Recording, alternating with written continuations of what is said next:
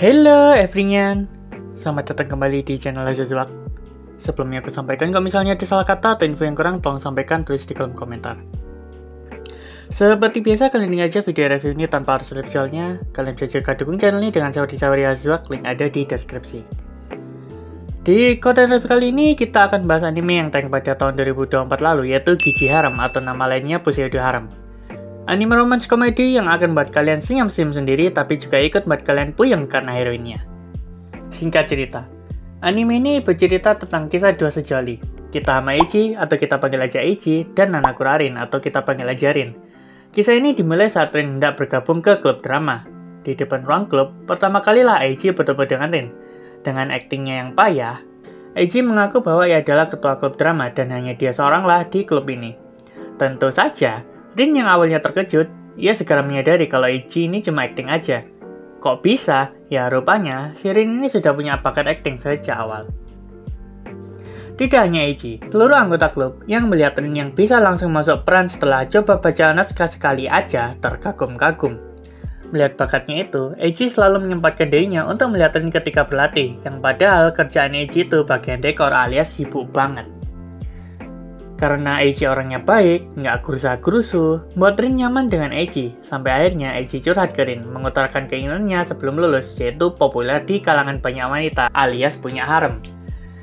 Mendengar keinginannya itu, buat Rin, ini adalah kesempatannya untuk bisa PDKT lebih dekat dengan senpainya, agar bisa mengutarakan perasaannya sambil mengasah kemampuan beraktingnya. Apakah Rin dapat menyampaikan perasaannya pada Eiji dengan benar? Kenapa Rin harus capek-capek berakting menjadi berbagai karakter hanya untuk menyenangkan senpainya aja? Kenapa nggak dengan dirinya sendiri yang apa adanya? Bagaimana cara Eiji dapat membedakan Rin saat dalam mode acting atau normal? Dan apakah hubungan mereka akan berjalan lancar? Apakah anime ini cukup rekomen ditonton? Ya, terutama buat kalian pecinta anime genre romance komedi. Anime ini juga cocok buat jadi teman makan atau kalian tonton bersama keluarga di hari Minggu, karena bawaannya santai banget. Namun aku sangat tidak merekomendasikan anime ini untuk kalian yang sama sepertiku, tim nonton batch, karena akan pusing serta capek dengerin omelan cewek yang banyak omongnya. Oh ya, juga buat kalian yang gampang syirik sama MC yang beruntung dapet cewek cakep. Canda. Yang buatku suka dengan anime ini yang pertama, bagaimana penulis cerita, kisah dua sejoli ini berhasil membuatku cengar-cengir sendiri, saking gemesnya. Buatku, cerita anime ini dikemas cukup friendly untuk tontonan keluarga di hari Minggu. Yang kedua, aku salut sama voice over-nya karakter Rin, yang sepertinya mengeluarkan seluruh potensinya di waktu yang bersamaan. Bayangin, tiba-tiba jadi tsundere, tiba-tiba jadi manja, tiba-tiba jadi dingin, dan sebagainya. Yang kurang kusuka dari anime ini yang pertama, kebanyakan animasi yang melibatkan crowd atau banyak orang, cuma gambar geser-geser doang. Yang kedua, entah aku yang goblok atau gak mudeng. Sering aku gagal paham ketika si Rin ini lagi acting atau enggak. Hal itu diperparah dengan si Rin ini ganti perannya secara mendadak. Kasih bunyi pop-up apa kek, yang akhirnya membuatku kudu merhatikan secara sesama. Ketika Rin sudah ganti peran adalah saat ia ngutang-ngatik rambutnya. Yang kedua, nggak ada konflik, ya namanya juga romcom. Untuk karakternya ada Kitahama Eiji, MC di anime ini. Ya digambarkan sebagai kakak kelas yang woles aja. Orangnya enakan lah. Somehow yang ku tahu di dunia nyata, biasanya orang kayak Eiji ini cukup populer di kalangan wanita. Lah, populernya malah pas kuliah, bukan pas masa SMA. Nanako Rin, gadis yang emang dari awal punya bakat acting. Ini dari pandanganku sih.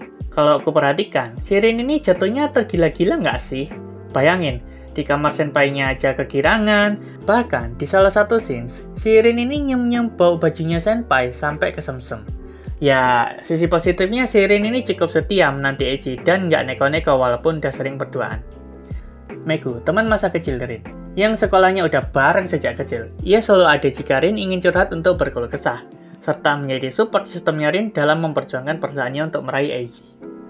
Shirakawa Kiri, adik kelasnya Rin, yang masuk klub karena kagum dengan kemampuan akting Rin. Ayaka, adiknya Rin yang secara tidak langsung membantu Eiji untuk lebih mengenal Rin. Walaupun kesannya B aja, bagiku, Ayaka sendiri dengan tingkah polosnya sudah cukup membantu Rin maupun Eiji untuk saling mengenal di luar sekolah. Motokuni, ketua klub drama, dan Suguto, mereka berdua ini selalu ada untuk Eiji, bahkan mereka kuliah bareng.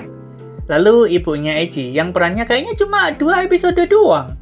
Itu pun cuma bentar. Sisanya lupa anggap karakter lewat. Sebagai catatan, yang pertama aku pikir anime ini tamat di episode 7. Karena seperti kebanyakan anime yang ku tahu, ketika aku lulusan SMA, maka cerita animenya tamat. Plus credit scene-nya dari bawah ke atas ala-ala yang menandakan udah kelar anime ini. Tiwas kadang terlarut sedih sampai akun berapa. Ditambah lagi dapat harapan dari Rin karena menganggap akan ada babak baru setelah Eiji lulus. Beneran dong. Ternyata masih lanjut ke episode 8 dan seterusnya. Yang kedua, sekali lagi harus kukatakan aku salut sama Seinya Shirin karena dapat memerankan 7 karakter suara dalam satu karakter karena konteksnya di acting. Namun, salut juga untuk pengisi suara Eiji yang dapat mengimbangi lawan mainnya sehingga anime ini terasa tidak membosankan. Yang ketiga, aku rada kepikiran sih. Ketika Shirin lulus, kemudian memutuskan nggak jadi kuliah bareng Eiji tapi berkarir, si Eiji ini bilang kalau ia gantian yang akan mengajarin. Apakah si Eiji ini drop out dari kuliahnya? Karena tiba-tiba aja diliatin kalau si Eiji ini kerja dan dapat promosi kerja di TV. Dilihat dari desain timeskip-nya aja, juga nggak beda jauh, masih sama. Mungkin ada yang punya teori, bisa tulis di kolom komentar. Kurasa anime Gigi Harem ini nggak perlu ada season 2-nya, karena udah ditutup dengan cukup manis. Akhirnya mereka berdua nikah juga. Sama-sama sukses berkarir, sama-sama tercapai impiannya, happy ending lah. Untuk rating ada di layar ini ya.